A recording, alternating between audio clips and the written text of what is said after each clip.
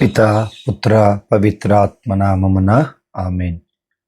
ప్రభు మీ అందరితో ఉండునుగాక, మీ ఆత్మతోనూ ఉండునుగాక. క్రీస్తునందు ప్రియమైన దేవుని సంగమ, ప్రియమైన దేవుని బిడ్డలారా, మనమందరము కూడా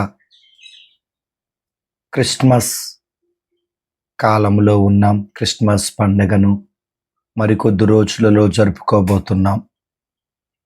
అయితే క్రిస్మస్ అనేది డిసెంబర్ 25వ తారీఖున జరుపుకుంటారు.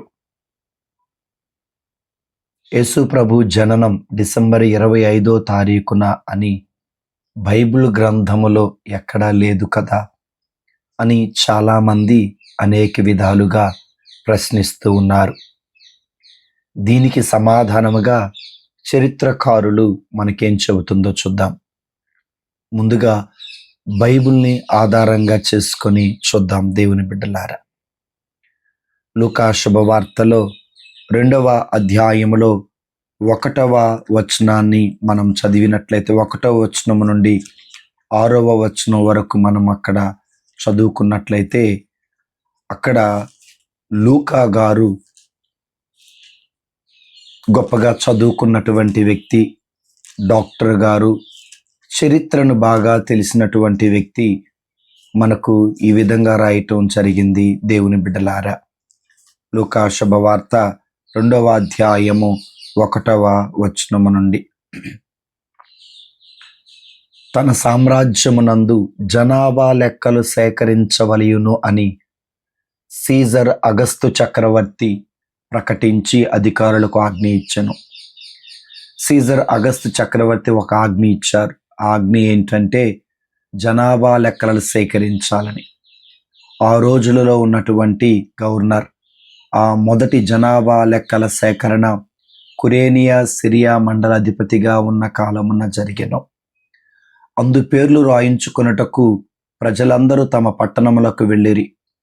యోసేపు దావీదు వంశస్థుడైనందున గలీలియా సీమలోని నజరేతు నుండి యోదయా సీమలో ఉన్న దావీదు పట్టణమునకు బెత్లెహేమునకు జనాభా లెక్కలలో పేర్లు రాయించుటకు పేర్లు చేర్పించుకొనుటకై తనకు నిశ్చయం చేయబడిన గర్భవతి అయిన మరియమ్మను కూడా వెంటబెట్టుకుని వెళ్ళాను.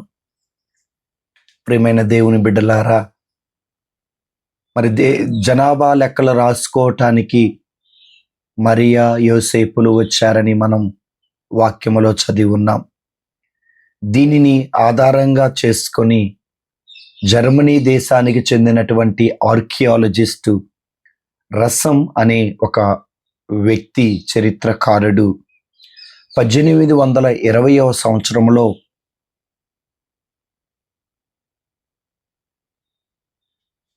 సిరియా దేశములో కురేనియా ప్యాలెస్లు త్రవ్వుతూ ఉండగా ఆ తవ్వకాలలో నుండి పేపర్స్ అనేటటువంటివి బయటపడ్డాయి. ఆ పేపర్స్ బయటపడినప్పుడు మొదటి జనాభా లెక్కల 42,33,000 మందిగా తేలటం జరిగింది.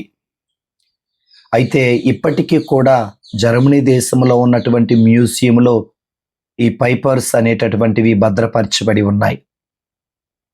ఈ చరిత్రకారులు రచించినటువంటిది జనాభా లెక్కల సేకరణ ఆధారంగా చేసుకొని మనకి రసం గారు తెలియచేస్తున్న విషయం ఏంటంటే, యేసు ప్రభు వారు డిసెంబర్ 25వ తారీఖున జన్మించారనేటటువంటి నిర్ధారణ మనకిస్తున్నారు. ఇది మొదటిది. ఇక రెండవది, ప్రియమైన దేవుని బిడ్డలారా, క్రీస్తు శకం 360వ సంవత్సరంలో డెన్నిస్ ద లిటిల్ అనే ఒక శాస్త్రవేత్త లూకా శుభవార్త 2వ అధ్యాయం 21వ వచనం అని ఆధారంగా చేసుకొని అక్కడ ఏమని ఉంటుందంటే, 8వ రోజున యేసు ప్రభు వారికి సున్నతి చేయటం, యేసు ప్రభు వారిని దేవాలయంలో కానుకగా అర్పించటం మనం చూస్తున్నాం. దీనిని ఆధారంగా చేసుకొని రోములో ఉన్నటువంటి ఒక పెద్ద లైబ్రరీలోకి వెళ్ళి ఆ లైబ్రరీలో పరిశోధన చేసిన తరువాత వారు ఈ విధంగా చెప్పటం జరిగింది. అందులో ఏమని ఉన్నారంటే ఏయుసి అనగా అబు ఉర్దో కొందిక్తా అంటారు.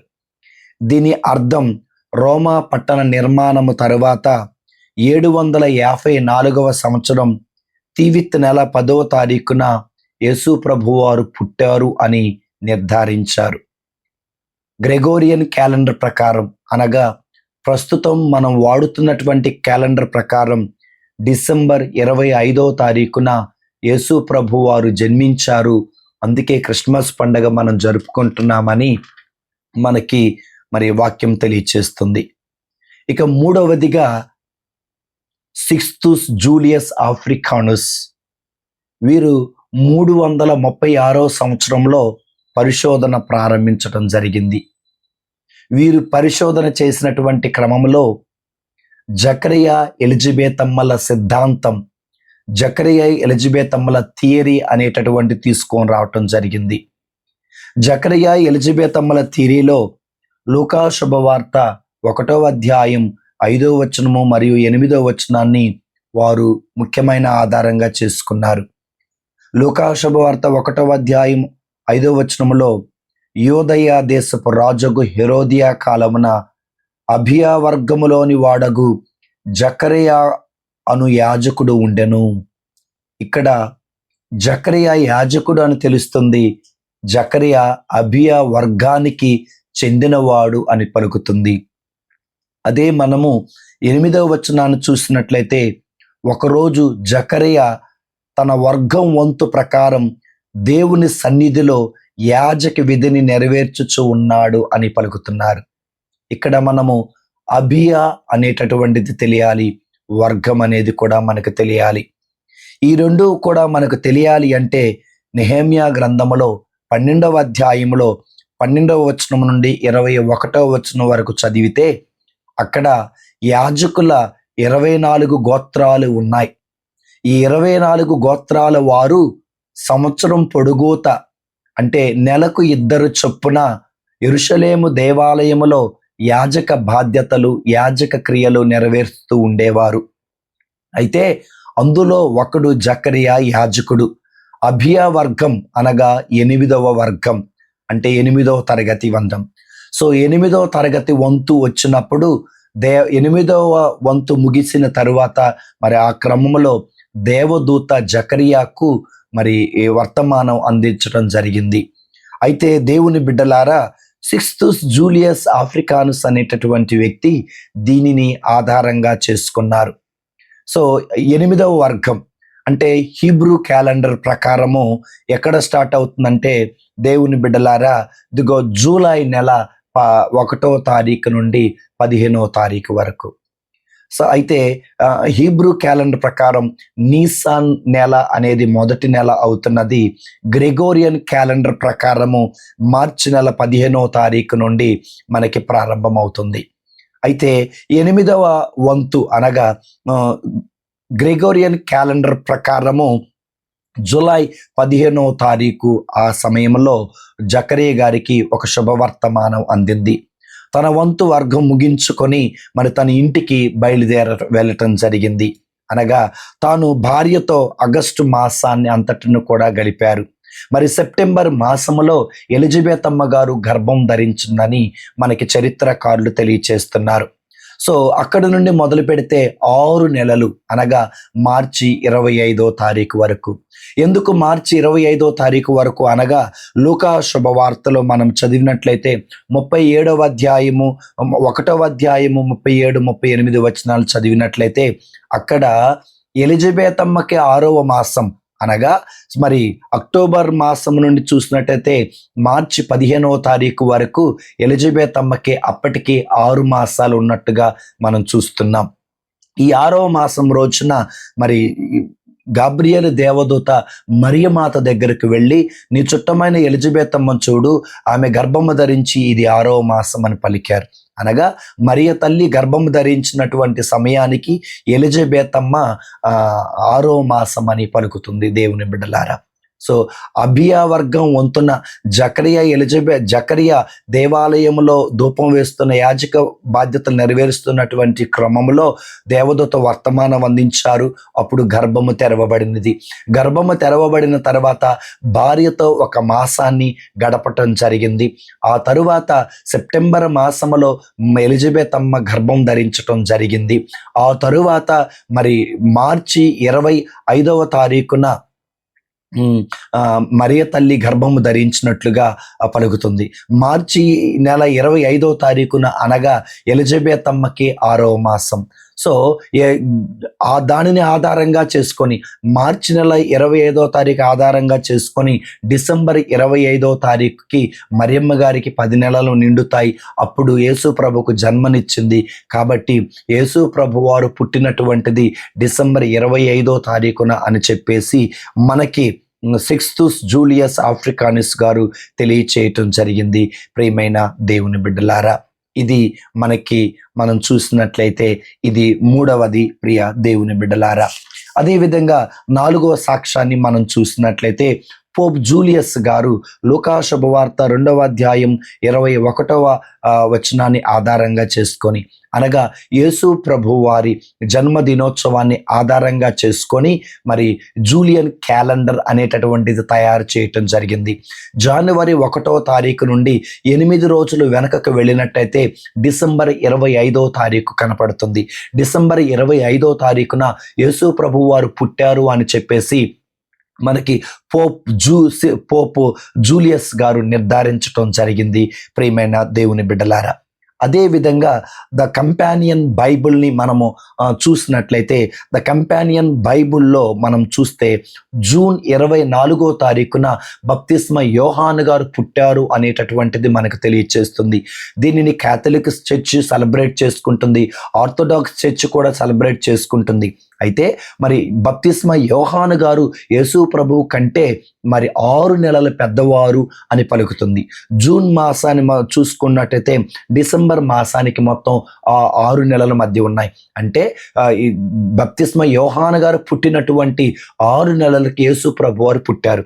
సో బప్తిస్మ యోహాను గారు పుట్టినటువంటి 6వ నెల ఏ నెల అనగా డిసెంబర్, పుట్టిన తరువాత 6వ నెల ఏ నెల అనగా డిసెంబర్ 24వ తారీఖు. కనుక దేవుని బిడ్డలారా, డిసెంబర్ 25వ తారీఖున యేసు ప్రభు వారు పుట్టారు అని ద కంపానియన్ బైబుల్ అనేటటువంటిది మనకి నిర్ధారణ చేస్తుంది. ప్రియమైన దేవుని బిడ్డలారా, సో ఈ విధంగా మనం చూసినట్లయితే ప్రియ దేవుని బిడ్డలారా, బైబిల్ని ఆధారంగా చేసుకొని, ఒకటి జకరియా గారిని ఆధారంగా చేసుకొని, జనాభా లెక్కలని ఆధారంగా చేసుకొని, 3వది యేసు ప్రభు వారిని మరి 8వ రోజున దేవాలయంలో కానుకగా సమర్పించడాన్ని చూసుకొని, నామకరణాన్ని చూసుకొని యేసు ప్రభు వారు డిసెంబర్ 25వ తారీఖున పుట్టారు అనేది బైబిల్ గ్రంథం మనకి నిర్ధారణ చేస్తుంది. ప్రియమైన దేవుని బిడ్డలారా, అయితే చాలామంది ఏమంటారంటే ఆ రోజులలో యూదులు ఒక గొప్ప పండగ చేసుకుంటూ ఉండేవారు. ఆ పండగ పేరు the festival of light. The festival of లైట్ని వాళ్ళు పెట్టుకున్నటువంటి పేరు ద హనుకా. హనుకా అనగా మందిర నిర్మాణ ప్రతిష్టోత్సవం. ఇది ఎక్కడ ఉన్నది అనగా దేవుని బిడ్డలారా, యోహాను శుభవార్త 10వ అధ్యాయం 22వ వచనంలో జరుగుతుంది. అయితే యోహాను శుభవార్త 10వ అధ్యాయం 22వ వచనం తర్వాత ఈ పండగ 23వ వచనం చూస్తున్నట్లయితే శీతాకాలంలో ఈ పండగ జరుగుతుంది. అయితే శీతాకాలం అనగా ఏ నెల?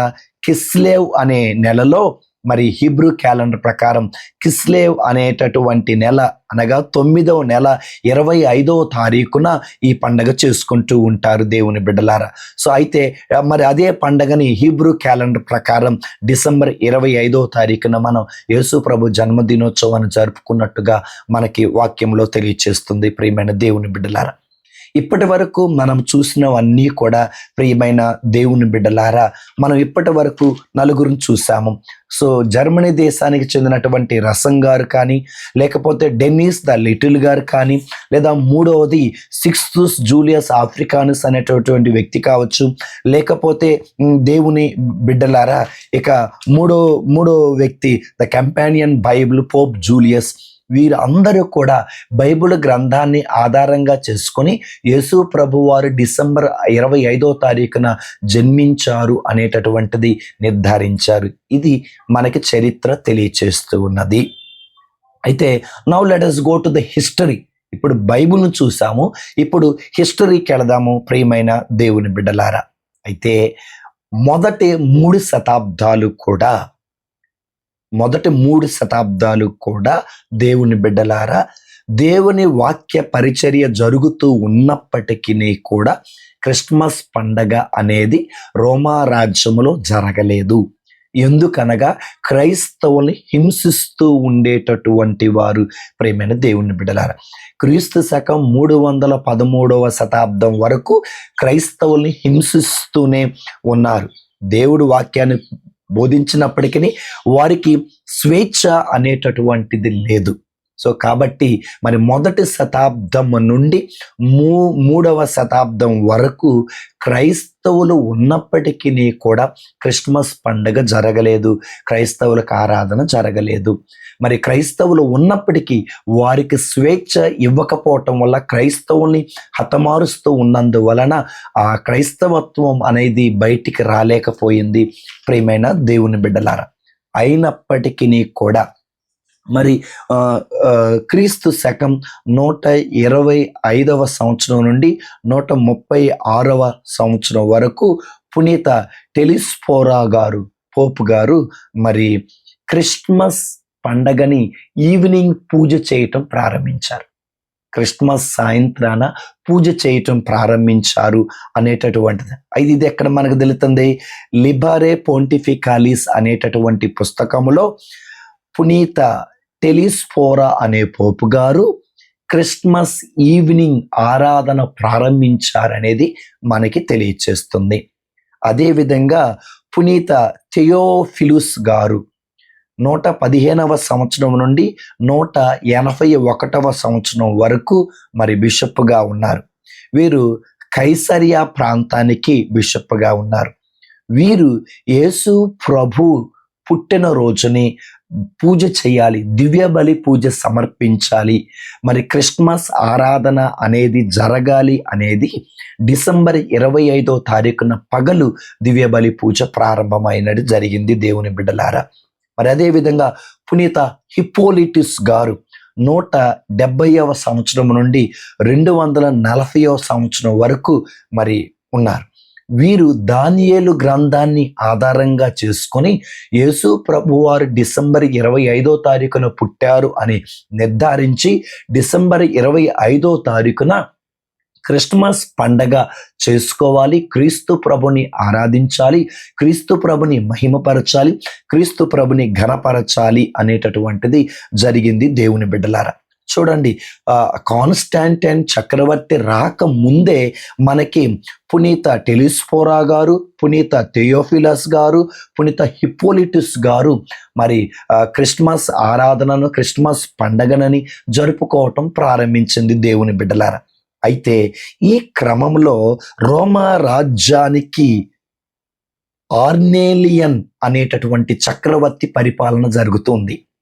ఈ ఆర్నేలియన్ చక్రవర్తి పరిపాలన జరుగుతున్నటువంటి రోజులలో పేగన్ రిలీజియన్, అన్యమత దైవాలని ఆరంభం చేశారు దేవుని బిడ్డలారా. అన్యమత దైవాలని ఎంకరేజ్ చేశాడు. సో ఈ అన్యమత దైవాలలో 3 ఉన్నాయి దేవుని బిడ్డలారా. అవి ఏంటంటే కల్ట్ ఆఫ్ మిత్రాని మరి వీళ్ళే మరి ప్రారంభించటం జరిగింది దేవుని బిడ్డలారా. అదేవిధంగా సటర్నాలియా అనగా దేవుని బిడ్డలారా, ఇది మనం చూసినట్లయితే వీళ్ళు ఇది ఎక్కువగా డిసెంబర్ 1వ తారీఖు నుండి 17వ తారీఖు వరకు, అదేవిధంగా డిసెంబర్ 17వ తారీఖు నుండి 23వ తారీఖు వరకు ఈ పండగను వారు చేసేవారు. ఎందుకు చేసేవారు అంటే, సటర్నాలియా పండగను వీళ్ళు ఎందుకు చేసేవారంటే శనిగ్రహాన్ని గ్రహిస్తూ ఆ శనిగ్రహాన్ని అబ్జర్వ్ చేస్తూ వీరు ఈ పండగ చేసేవారు ప్రియమైన దేవుని బిడ్డలారా, మరి అదే విధంగా చూసినట్టయితే మరి అదే చక్రవర్తి ఏం చేశారంటే సూర్య దేవుని పండగగా చేస్తూ ఉండేవారు. ఆ సూర్య దేవుని పండగని ఏం చేసేవారంటే ది అన్కాంక్వర్డ్ సన్ పండగ చేసేవాడు. సో ఈ చక్రవర్తి పేరు ఏంటంటే అర్నేలియన్ అనేటటువంటి చక్రవర్తి క్రీస్తు శకం 214 సంవత్సరం నుండి 275 సంవత్సరం వరకు వీళ్ళు పేగన్ రిలీజియన్, విగ్రహారాధన, అన్య దైవాల ఆరాధన ప్రారంభించటం జరిగింది. ఈ విధంగా క్రైస్తవుల్ని మరి అణిచివేస్తూ పేగన్ రిలీజియన్, అన్య దైవాల ఆరాధన జరుగుతున్నటువంటి క్రమంలో క్రీస్తు శకం 313 శతాబ్దంలో ద గ్రేట్ కాన్స్టాంటైన్ చక్రవర్తి రావటం జరిగింది.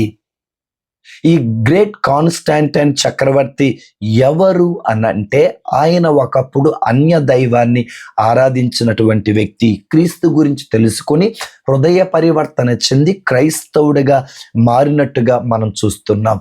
అయితే కాన్స్టాంటైన్ చక్రవర్తి ఉన్నటువంటి రోజులలో ఎక్కువగా క్రైస్తవత్వం వ్యాపించాలి అనేటటువంటిది వాళ్ళు ఎంకరేజ్ చేశారు. ప్రియమైన దేవుని బిడ్డలారా, ఆ రోజులో నికేయా లేదా నైసియా అనే ప్రాంతంలో పునీత అతనాసియస్ గారు బిషప్గా ఉన్నారు. పునీత అతనాసియస్ గారు బిషప్గా ఉన్నటువంటి రోజులలో 1800 బిషప్లను, క్రైస్తవత్వానికి చెందినటువంటి నాయకులను, అనేక మందిని మనలో కొన్ని సమస్యలు ఉన్నాయి, థియలాజికల్గా, ఫిలసాఫికల్గా కొన్ని మనము తర్కించుకోవాలి అని ప్రపంచ దేశాలలో ఉన్నటువంటి అందరి క్రిస్టియన్ నాయకులను వారు ఆహ్వానించారు. ఈ ఆహ్వానంలో 318 మంది క్రిస్టియన్ లీడర్స్, బిషప్స్ అందరూ కూడా వచ్చి వారు కూర్చొని మాట్లాడటం జరిగింది. దానిని ఏమంటారంటే కౌన్సిల్ ఆఫ్ నైసియా అంటారు. ఫస్ట్ కౌన్సిల్ ఆఫ్ నైసియా అని అంటారు. అయితే ఆ రోజులలో మరి కొచ్చి నుండి జాన్ బిషప్ గారు కూడా అక్కడికి వెళ్ళటం, ఆ ఫస్ట్ కౌన్సిల్ ఆఫ్ నైసియాలో పాల్గొనటం జరిగింది. ప్రియమైన దేవుని బిడ్డలారా, అయితే ఈ ఫస్ట్ కౌన్సిల్ ఆఫ్ నైసియాలో డిసెంబర్ 25 అనే ప్రస్తావన ఎక్కడా రాలేదు. కానీ యేసు ప్రభుని జన్మను, యేసు ప్రభుని దైవత్వం, యేసు ప్రభుని మానవత్వం, బ్లెస్సెడ్ ట్రినిటీ, డాగ్మాస్ ఇవన్నీ కూడా రావటం జరిగింది. యేసు ప్రభుని పునరుత్థానం, పెంతుకోస్తు, త్రిత్యేక దేవుని ఇవన్నీ కూడా జరగటం జరిగింది. అయితే ఆ రోజులలో పునీత అతనాసియస్ గారు ఏం చేశారంటే క్రైస్తవత్వం అంతా కూడా ప్రపంచమంతా వ్యాప్తి జరగాలి అనంటే డిసెంబర్ 25 క్రిస్మస్ పండగ జరుపుకోవాలి అని అన్నారు. ఆ రోజులలోనే కాన్స్టాంటైన్ చక్రవర్తి గారు క్రిస్టియన్స్ అందరూ డిసెంబర్ 25 క్రిస్మస్ పండగ జరుపుకోవాలి అనేటటువంటిది బాహాటంగా ప్రకటించటం జరిగింది. అయితే ఆ రోజులలో క్రీస్తు శకం 352 సంవత్సరం నుండి 366 సంవత్సరం వరకు పోప్ లిబేరియస్ గారు ఏం చేశారంటే రోమా రాజ్యములో క్రిస్మస్ పండగ ప్రపంచ దేశములో ఉన్నటువంటి వారందరూ క్రిస్మస్ పండగని డిసెంబర్ 25 తప్పనిసరిగా జరుపుకోవాలి అని బాహాటంగా ఒక ఉత్తర్వును జారీ చేయటం జరిగింది. దేవుని బిడ్డలారా, అయితే పునీత గ్రేగరీ గారు ఏం చేశారంటే అది క్రీస్తు శకం 389 సంవత్సరంలో మరి రోమా రాజ్యంలోనే ఏం చేశారంటే క్రిస్మస్ దివ్య బలి పూజను సమర్పించటం ప్రారంభించారు. మరి దానికి పునీత ఆంబ్రోస్ గారు 397 సంవత్సరంలో మిలాన్ అనే ప్రాంతానికి చెందినటువంటి వీరు క్రిస్మస్ దివ్య బలి పూజను, క్రిస్మస్ పండగను చేయటం జరిగింది. ప్రియమైన దేవుని బిడ్డలారా, ఆ విధంగా మరి పునీత ఆంబ్రోస్ గారి ద్వారా, పునీత గ్రేగరీ గారి ద్వారా క్రిస్మస్ పండగ డిసెంబర్ 25 పవిత్ర దివ్య బలి పూజ ప్రారంభమైనటువంటిది మనకి వాక్యము తెలియచేస్తుంది. ప్రియమైన దేవుని బిడ్డలారా, చరిత్రకారులు కూడా తెలియచేస్తున్నారు. ఇక క్యాలెండర్ దగ్గరికి వచ్చినట్టయితే పోప్ జూలియస్ గారు మరి క్రీస్తు శకం 337 సంవత్సరం నుండి 352 వరకు పరిపాలన చేశారు. ఆ రోజులలో యేసు ప్రభు పుట్టుకను ఆధారంగా చేసుకొని జూలియస్ క్యాలెండర్ తయారు చేశారు. ప్రస్తుతం మనం గ్రెగోరియన్ క్యాలెండర్ చూస్తున్నాం. గ్రెగోరియన్ క్యాలెండర్ రాకముందు జూలియస్ క్యాలెండర్.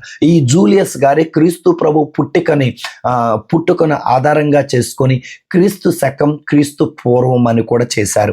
అందుకనే మరి జనవరి 1వ తారీఖున ఆధారంగా చేసుకొని యేసు ప్రభు జన్మదినోత్సవాన్ని ఆధారంగా చేసుకొని మరి దేవుని బిడ్డలారా డిసెంబర్ 25వ తారీఖున జనవరి అని చెప్పి డిసెంబర్ 25వ తారీఖున క్రీస్తు ప్రభు పుట్టారు అని చెప్పేసి జనవరి 1వ తారీఖున యేసు ప్రభు వారిని దేవాలయంలో కానుకగా నామకరణం చేశారని జూలియస్ గారు చెప్పటం జరిగింది. దానిని ఆధారంగా చేసుకొని జూలియన్ క్యాలెండర్ అనేటటువంటిది రావటం జరిగింది. దేవుని బిడ్డలారా, మరి క్రీస్తు శకం 361వ సంవత్సరం నుండి 63వ సంవత్సరం వరకు వారు జూలియన్ ది అపోస్టేట్ అనేటటువంటి వారు మరి పేగన్ రిలీజియన్ సోల్ ఎన్విక్తుస్ అనే సూర్యదేవుని పండగని వాళ్ళు చేశారు.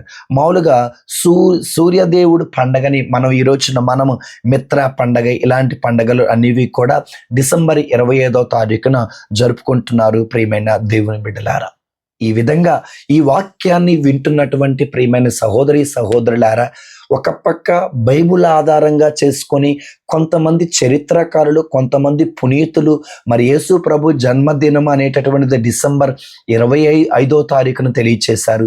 మరి చరిత్రను ఆధారంగా చేసుకొని కాన్స్టంటైన్ చక్రవర్తి గారు కానివ్వండి, లేకపోతే పోప్ లిబేరియస్ గారండి, పునీత గ్రేగరీ గారు కానివ్వండి, పునీత ఆంబ్రోస్ గారు కానివ్వండి, లేకపోతే పునీత థెయోఫిలస్ గారండి, పునీత టెలోస్ఫోరా గారు కానివ్వండి, పునీత హిప్పోలిటస్ గారు కానివ్వండి, వీరందరూ కూడా చరిత్రకారులు. వీరు చెబుతుంది ఏంటంటే యేసు ప్రభు వారు మరి డిసెంబర్ 25వ తారీఖున పుట్టారు అని ఈ క్రిస్మస్ సెలబ్రేషన్స్ ప్రారంభమయ్యాయి అని వాక్యం మనకి చరిత్రకారులు తెలియచేస్తున్నారు. కనుక దేవుని బిడ్డలారా, ఈ రోజున వాక్యం వింటున్న క్రైస్తవులు క్రైస్తవేతరులారా, యేసు ప్రభువుని జన్మదినం డిసెంబర్ 25వ తారీఖు అనేది రూపకల్పం అనేది కాదు, అన్యుల నుండి వచ్చింది కాదు, బైబిల్ గ్రంథాన్ని ఆధారంగా చేసుకొని చేసింది. కాబట్టి మనమందరం కూడా క్రిస్మస్ పండగ అనేటటువంటిది మరి ప్రభుని ఆరాధించాలి. ఎందుకు ఆరాధన చేయాలంటే మనందరిని రక్షించటం కోసం దేవుడు నరుడిగా మన మధ్యకు వచ్చాడు. కాబట్టి ఆ ప్రభు ఆరాధిద్దాం, ఆ ప్రభుని మహిమపరచుదాం, ఆ ప్రభుని ఘనపరచుదాం. పిత పుత్ర పవిత్రాత్మ నామమున ఆమేన్.